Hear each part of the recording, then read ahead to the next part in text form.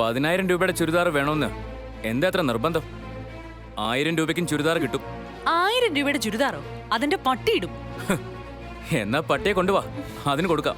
നിങ്ങൾക്ക് എനിക്ക് ചെലവിന് തരാൻ പറ്റില്ലെന്നാണോ പറയുന്നേ? പിന്നെന്തിനാ താൻ എന്നെ കെട്ടിയത്? അത് തന്നെയാ എനിക്കും ചോദിക്കാനുള്ളത്. നീ എന്തിനാ എന്റെ ഭാര്യയായത്? ഇതൊക്കെ അറിഞ്ഞിട്ട് വേണ്ടേ കെട്ടിക്കേറി വരാൻ? എടുത്തു ചാടുമ്പോ അതൊക്കെ ഓർക്കണമായിരുന്നു. താനൊരു പിച്ചക്കാരനാണെന്ന് ഞാൻ അറിഞ്ഞില്ല. പിച്ചക്കാരനാവാതിരിക്കാനാ 2000 തരുള്ളൂന്ന് പറഞ്ഞത്. വരവിനനുസരിച്ച് വേണം ചെലവ് ചെയ്യാൻ, അല്ലെങ്കിലേ പിച്ചച്ചട്ടി അടിക്കേണ്ടി വരും. കൺട്രി നിന്റെ അച്ഛൻ. ദേ, എന്റെ അച്ഛനെ പറയരുത്. എന്നാ നിന്റെ ആങ്ങളാ. താൻ കണ്ടോടോ, തന്നെ കൊണ്ട് ഞാൻ ഇക്ഷാന്ന് വരപ്പിക്കും. ആയിക്കോട്ടെ.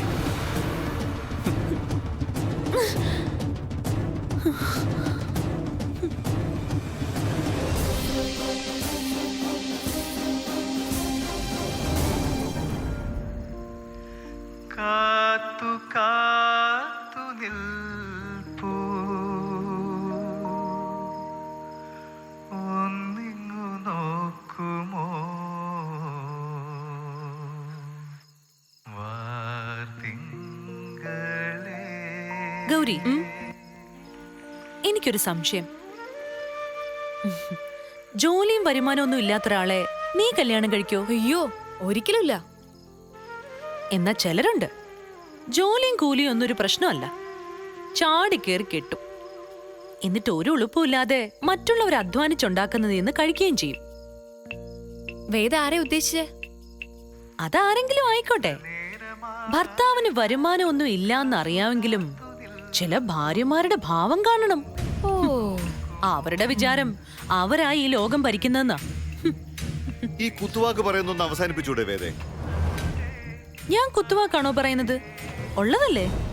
ഈ വീട്ടിൽ ആരും വരുമാനം ഇല്ലാത്തവരില്ല. ഇല്ലേ? നീലിനെന്താ ജോലി?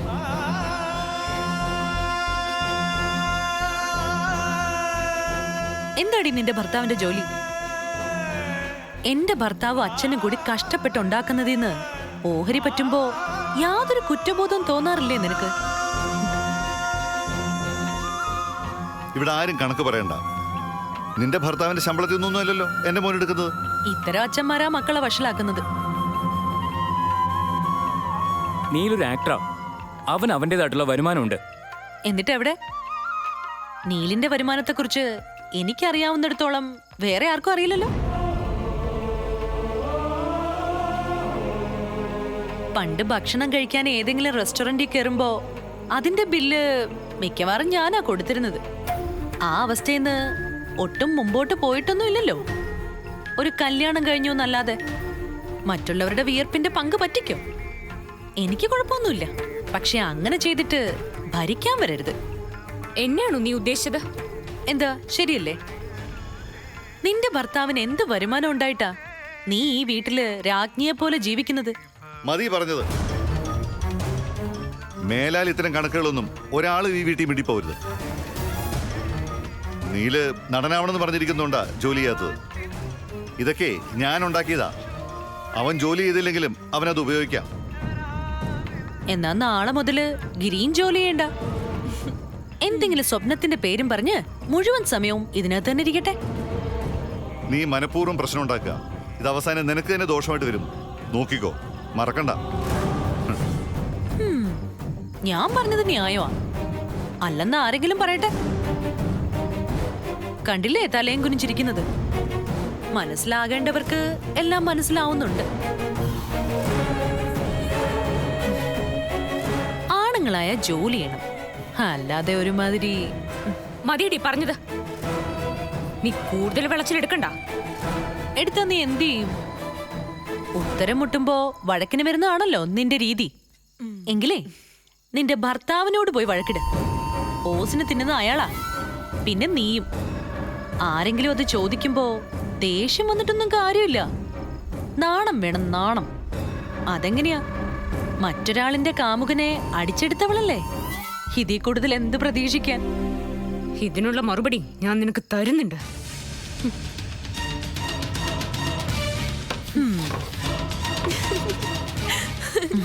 കലക്കി.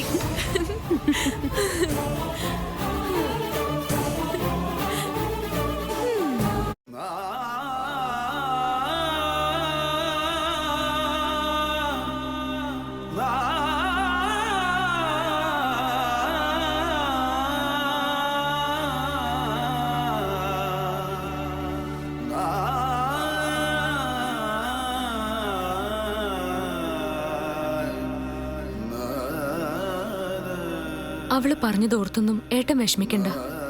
അവളുടെ സ്വഭാവം ഏട്ടൻ അറിയാവുന്നല്ലേ. എന്നെ പറഞ്ഞതിലല്ല സ്വാതി എനിക്ക് സങ്കടം. നിനക്ക് അവളുടെ മുമ്പിൽ തലമുനിച്ച് നിൽക്കേണ്ടി വന്നില്ലേ കുറച്ചു നേരത്തേക്കെങ്കിലും? അതോർത്താ ഞാൻ കാരണമാണല്ലോ നിനക്ക് ഇങ്ങനെ ഒരു അപമാനം സഹിക്കേണ്ടി വന്നത്. എനിക്ക് ഒരു അപമാനം തോന്നുന്നില്ല ഏട്ടാ. അതുകൊണ്ട് തന്നെ ഒരു സങ്കടവും ഇല്ല.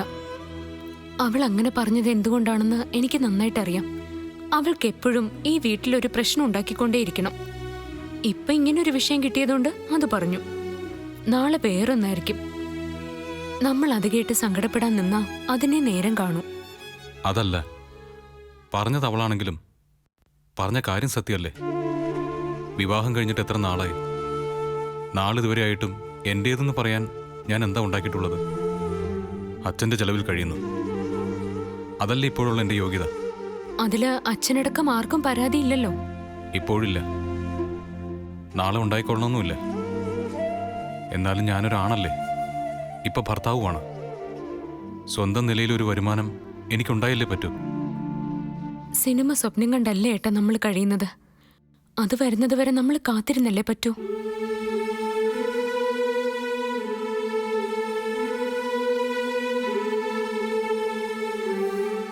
ശരിയാണ്. എന്നാലും ഇനി ആർക്കും ഈ വീട്ടിൽ ഇന്ന് സംസാരിച്ചതുപോലെ സംസാരിക്കാൻ ഒരു അവസരം കൊടുക്കരുത്. ഏട്ടൻ എന്ത് ചെയ്യാൻ പോവാ? ഒന്നും എൻ്റെ മനസ്സിലില്ല. പക്ഷെ എന്തെങ്കിലും ചെയ്തേ പറ്റൂ. അല്ലെങ്കിൽ ഇനി അവളത് പറഞ്ഞുകൊണ്ടിരിക്കും. അവളെ പേടിക്കണമെന്നാണോ ഏട്ടൻ പറയുന്നത്? ആരെയും പേടിച്ചിട്ടല്ല. എന്തിൻ്റെ പേരിലായാലും ആരുടെ മുമ്പിലും തലകുനിക്കാൻ ഒരു അവസരം ഉണ്ടാവരുത്. എനിക്ക് മാത്രമല്ല, നിനക്കും. ഒരു ജോലിയാണോ ഏട്ടന്റെ മനസ്സിൽ? അതെ. അപ്പൊ സിനിമ? അതൊരു ജോലി തന്നെയാണല്ലോ.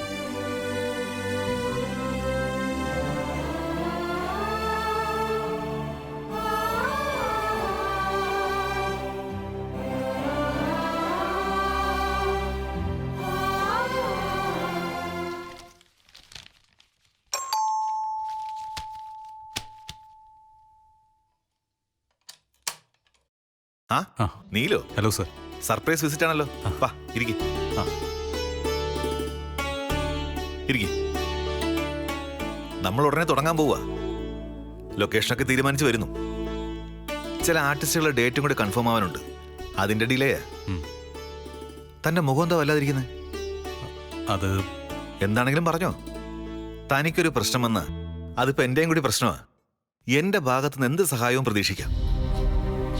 ചോദിക്കുന്നതുകൊണ്ടൊന്നും തോന്നരുത്. ഞാൻ ഈ പടത്തിലെ നായകനാണെന്നുള്ള കാര്യം സത്യമല്ലേ? അതെന്താ താൻ അങ്ങനെ ചോദിച്ചത്? എല്ലാം നമ്മൾ തീരുമാനിച്ചതല്ലേ? എന്നാ എനിക്കൊരു അഡ്വാൻസ് തരണം സർ. ചോദിക്കണമെന്ന് വിചാരിച്ചിരുന്നതല്ല, ചോദിക്കേണ്ട ഒരു സാഹചര്യം ഉണ്ടായി. ഇതാണോ വലിയ പ്രശ്നം? തനിക്ക് അഡ്വാൻസ് തരണമെന്ന് ഇന്ന് രാവിലെ കൂടി ഞാൻ പ്രൊഡ്യൂസറോട് പറഞ്ഞതേ ഉള്ളൂ. പൂജയുടെ ദിവസം തരണമെന്നാ വിചാരിച്ചത്. ചോദിച്ച സ്ഥിതിക്ക് അതിപ്പോ തന്നെ ആയിക്കോട്ടെ.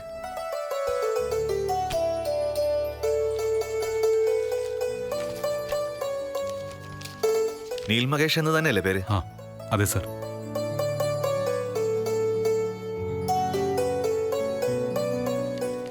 ഇത് 5 ലക്ഷം രൂപയുടെ ചെക്ക. ഇത് അഡ്വാൻസ്. ബാക്കി സിനിമ തീരുമ്പോ തരും. Thank you sir. ശരിക്കും താൻ ഇങ്ങോട്ട് ചോദിക്കുന്നതിന് മുമ്പ് തന്നെ തരണമായിരുന്നു. ഏയ്, അതൊന്നും ഒരു പ്രശ്നമല്ല സർ. എൻ്റെ വരുമാനത്തെക്കുറിച്ച് വീട്ടിലൊരു ഡിസ്കഷൻ നടന്നുകൊണ്ടാണ് ഇപ്പം ഞാൻ വന്നിങ്ങനെ ചോദിച്ചത്. അല്ലായിരുന്നെങ്കിൽ ഇറ്റ്സ് ഓൾ റൈറ്റ്. പ്രതിഫലം തന്റെ അവകാശമല്ലേ. ഞങ്ങൾ തരണമെന്ന് വിചാരിച്ചിരുന്നതാ. ഇതിപ്പോ 5 ലക്ഷം. ഈ സിനിമ കഴിയുമ്പോൾ 50 ലക്ഷം രൂപ അഡ്വാൻസ് വാങ്ങുന്ന വിധത്തിൽ താൻ വളരണം. അതാണ് സാർ എൻ്റെ ആഗ്രഹം. ഭാഗ്യമുണ്ടെങ്കിൽ നടക്കും. നടക്കും. അതിനുള്ള കഴിവ് തനിക്കുണ്ട്.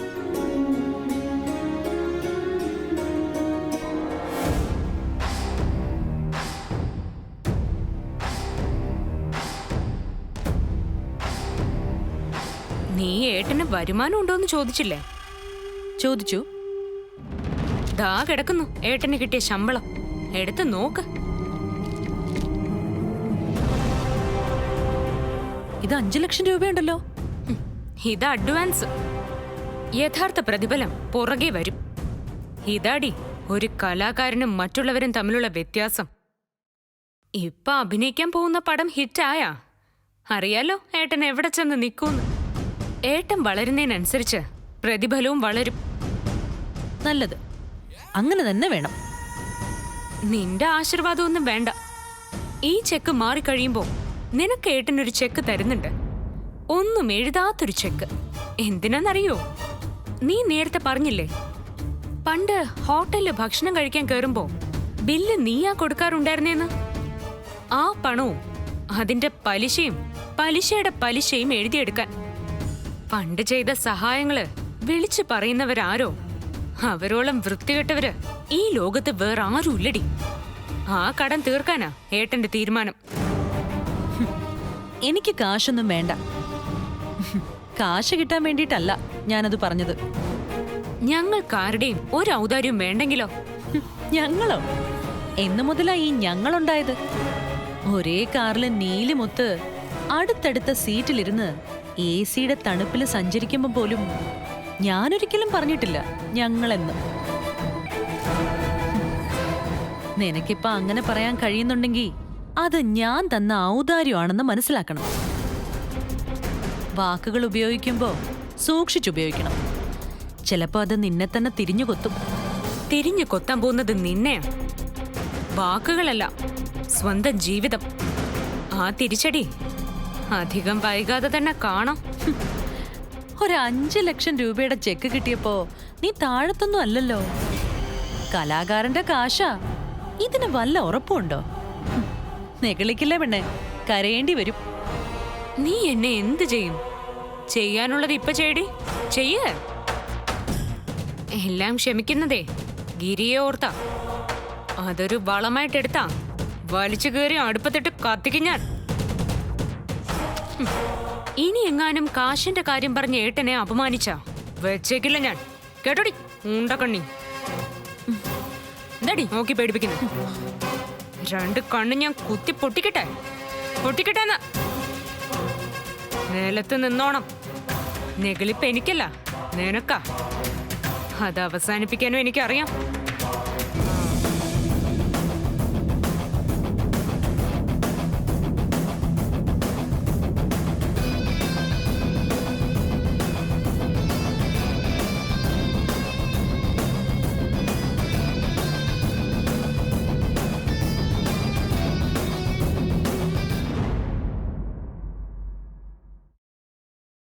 ആ മനോജെ, വാട്സപ്പിൽ കുറച്ച് ഫോട്ടോ അയച്ചിട്ടുണ്ട്.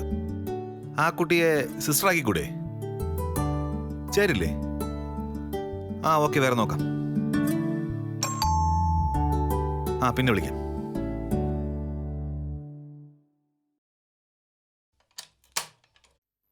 നമസ്കാരം സർ. നമസ്കാരം. നീൽ മഹേഷ് നായകനായിട്ട് അഭിനയിക്കാൻ പോകുന്ന സിനിമയുടെ ഡയറക്ടർ അല്ലേ? അതെ. എന്റെ പേര് വേദ. ഞാനൊരു കാര്യം പറയാൻ വേണ്ടി വന്നതാ. ആ വരൂ, ഇരിക്കൂ.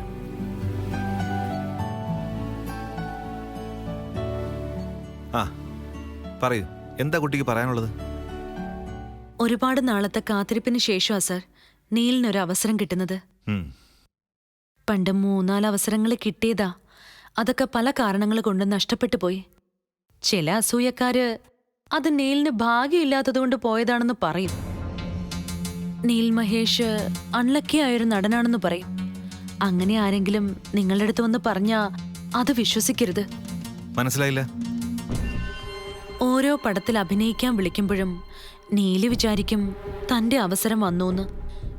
പക്ഷേ നീലിനെ ഒരു പടത്തിൽ ഫിക്സ് ചെയ്തോ ആ പടം ഒന്നുകിൽ തുടക്കത്തിലേ മുടങ്ങും, അല്ലെങ്കിൽ തുടങ്ങിക്കഴിഞ്ഞു മുടങ്ങും. അതൊക്കെ നീലിന്റെ ഭാഗ്യക്കേടാന്ന് പറഞ്ഞാ എങ്ങനെയാ സാർ അത് ശരിയാവുന്നത്? സിനിമയിൽ എത്ര പേര് അഭിനയിക്കുന്നു, എന്നാലും കുറ്റം നീലിന് മാത്രം. നീലാണല്ലോ ഹീറോ. ഹീറോയുടെ പേരിലാണല്ലോ ഒരു പടം അറിയപ്പെടുന്നത്. അതൊക്കെ ശരിയാ. ഞങ്ങളൊരു പ്രശ്നം വെച്ചിരുന്നു. നോക്കിയപ്പോ ചില്ലറ ദോഷങ്ങളുണ്ടെന്ന് പറഞ്ഞു ജാതകത്തില്. അതിന് പരിഹാരവും ചെയ്തു. ഇനി പ്രശ്നങ്ങളൊന്നും ഉണ്ടാവില്ല. അപ്പൊ ഇതിനു മുമ്പ് പ്രശ്നം ഉണ്ടായിരുന്നോ? അതൊക്കെ അന്ധവിശ്വാസങ്ങളല്ലേ സാർ. ഞാനിത് നേരത്തെ വന്ന് പറഞ്ഞത് നിങ്ങളൊരു നെഗറ്റീവ് തീരുമാനവും എടുക്കരുതെന്ന് അപേക്ഷിക്കാൻ വേണ്ടിയാ. കുട്ടി നീലിന്റെ ആരാ? സഹോദരന്റെ ഭാര്യയാ. നീലൊരു നടനായി കാണണമെന്ന് ഏറ്റവും കൂടുതൽ ആഗ്രഹിക്കുന്നത് ഞാനാണ് സാർ. ഏതായാലും ഇതൊക്കെ ഒന്ന് പറഞ്ഞതില് ഒരുപാട് നന്ദിയുണ്ട്. ഞങ്ങളൊന്ന് ആലോചിക്കട്ടെ. വേണ്ട ചെയ്തോളാം. വലിയ ഉപകാരം സർ. ഉം. പിന്നെ ഞാനിവിടെ വന്ന് ഇങ്ങനെയൊക്കെ പറഞ്ഞു എന്ന് ഒരു കാരണവശാലും നീല അറിയരുത്. എന്നെ കൊന്നുകളയും. ആരും അറിയില്ല. കുട്ടി ധൈര്യമായിട്ട് പൊക്കോളൂ. ഉം. ഉം.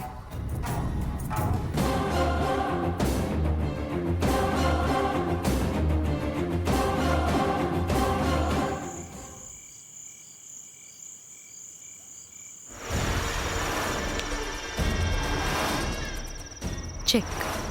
ഷോ പെട്ടല്ലോ. അതാണ് വേദ. എന്താണ് കൂടുന്നോ കളിക്കാൻ? ഈ കളിയില് നിനക്കിനെ തോൽപ്പിക്കാൻ പറ്റില്ല. നീ എന്തിനാ ആ പാവത്തിന്റെ സ്വപ്നം തകർത്തത്? ഏത് പാവം?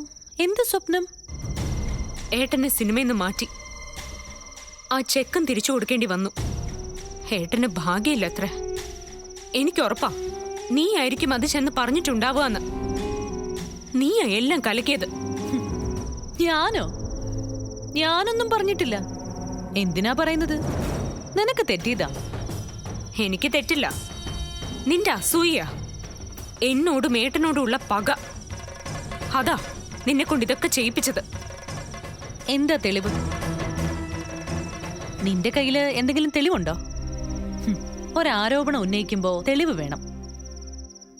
ഞാനാണ് നീലിന്റെ സിനിമ മുടക്കിയതെന്ന് നീ പറഞ്ഞു. എന്തടിസ്ഥാനത്തിലാ നീ അങ്ങനെ പറഞ്ഞത്?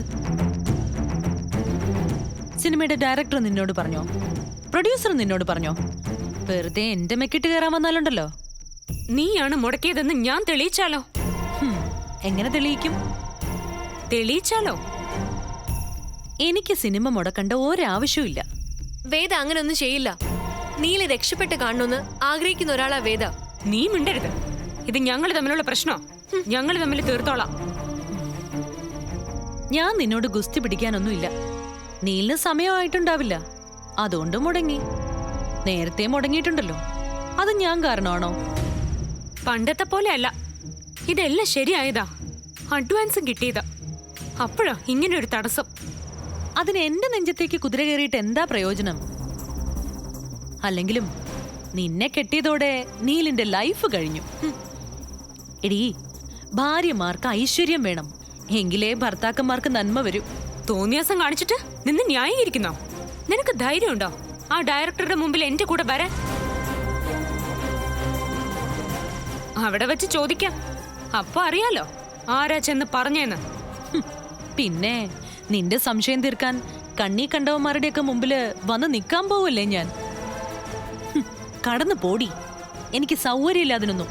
ഈ പടം പോയതിന്റെ കാരണം നീയാണെന്നെങ്ങാനും ബോധ്യായ, അതിനെ പറ്റിയ തെളിവ് കിട്ടിയ പൊന്നും മോളെ, നിന്റെ അവസാനം അന്ന് ഓടിച്ചു കളയും നിന്നെ ഞാൻ. പാവ ഏട്ടൻ എന്തുമാത്രം വിഷമിക്കുന്നുണ്ടാവൂന്നറിയോ? അതിനുള്ള ശിക്ഷ നിനക്ക് ഞാൻ തന്നിരിക്കും. വേദ എന്താ വിളി പറയുന്നേ? നീലിന്റെ പടം വീണ്ടും പോയോ? എങ്ങനെ?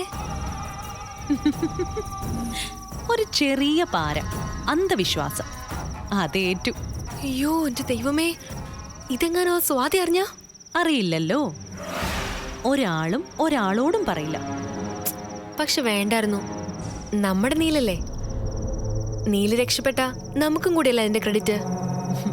നിനക്ക് തെറ്റി. നീല് രക്ഷപ്പെട്ട അതിനും കൂടിയുള്ള അഹങ്കാരം ഇവളിൽ നമ്മൾ കാണേണ്ടി വരും. 5 ലക്ഷം കിട്ടിയപ്പോ എന്തായിരുന്നു പെർഫോമൻസ്? അപ്പോഴേ കരുതിയതാ ആ കൊമ്പൊടിക്കണോന്ന്. അതൊടിഞ്ഞു. നീലിന് എന്തു പറ്റിയാലും എനിക്ക് ഇവളുടെ കണ്ണീര് കണ്ടാ മതി. ആ എനിക്കും.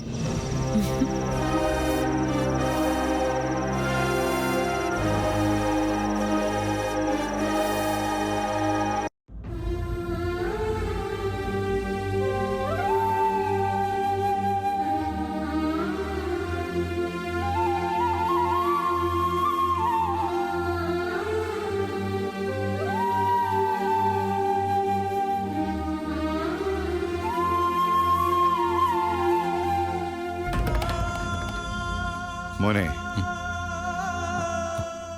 നിനക്ക് വിഷമയോടാ? പോട്ടടാ, നിനക്കത് വിധിച്ചിട്ടില്ല എന്ന് വിചാരിച്ചാ മതി. ഇതിനേക്കാൾ നല്ലൊരു അവസരം വേറെ വരും. തോന്നുന്നില്ല അച്ഛ. ഇതിപ്പോ എത്രാമത്തെ തവണയാ ഓരോ കാരണങ്ങൾ കൊണ്ട് മുടങ്ങിപ്പോകുന്നത്. എനിക്ക് സിനിമ പറ്റില്ല എന്നാ തോന്നുന്നത്. അതുകൊണ്ട് ഞാൻ ആ ശ്രമം നിർത്തിയാലോന്ന് ആലോചിക്കുക. ഒരുപാട് മോഹിച്ചതല്ലേ നീ? നിർത്തിയ ആ സങ്കടം ജീവിതകാലം മുഴുവൻ നിന്റെ കൂടെ ഉണ്ടാവില്ലേ?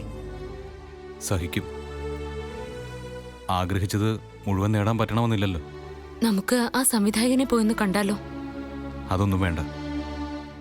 സിനിമ ഭാഗ്യങ്ങളുടെ കൂടെ കലയാ. അവിടെ അൺലക്കിയായ ഒരാൾക്ക് സ്ഥാനമില്ല. ഞാനൊരാഗ്രഹം പറഞ്ഞ നീ അനുസരിക്കോ? ഉം. ഒരു സിനിമ പിടിക്കാനുള്ള കാശ് ഞാൻ തരാം. ഗിരി പ്രൊഡ്യൂസർ, നീ നിനക്ക് ഇഷ്ടമുള്ള ഡയറക്ടറെ വെച്ചോ. പണം മുടക്കുന്നത് ഞാനായതുകൊണ്ട് ആർക്കും പിന്നെ തടസ്സപ്പെടുത്താൻ പറ്റില്ലല്ലോ.